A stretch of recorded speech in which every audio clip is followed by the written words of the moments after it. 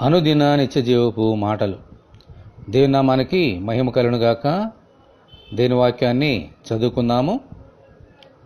మీరు మీకు తెలియని దానిని ఆరాధించేవారు, మేము మాకు తెలిసిన దానిని ఆరాధించేవారం. యోహాను సువార్త 4వ అధ్యాయము 22వ వచనం.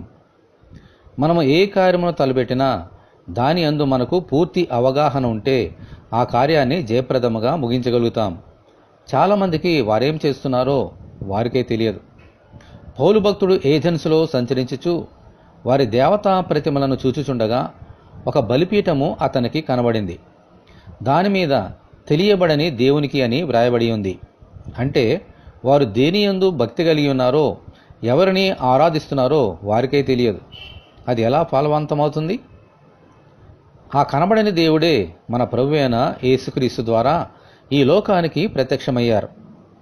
ఈయన మానవుల కొరకు తన ప్రాణమును ఎలా పెట్టారో, ఎలా రక్షించారో, ఎలా చనిపోయి తిరిగి లేచారో గ్రహించినప్పుడే ఆయనను తెలుసుకొని ఆత్మతో సత్యముతో ఆరాధించగలుగుతాం.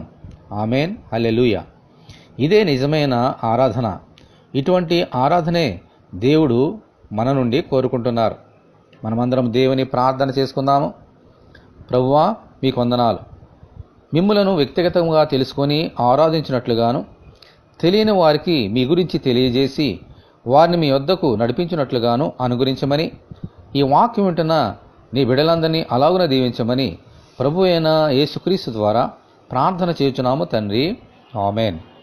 మన ప్రభు అయిన యేసుక్రీస్తు కృప మనకందరికీ తోడే ఉండి నడిపించునుగాక. ఆమేన్. పరిశుద్ధ దేవుని మందిరం.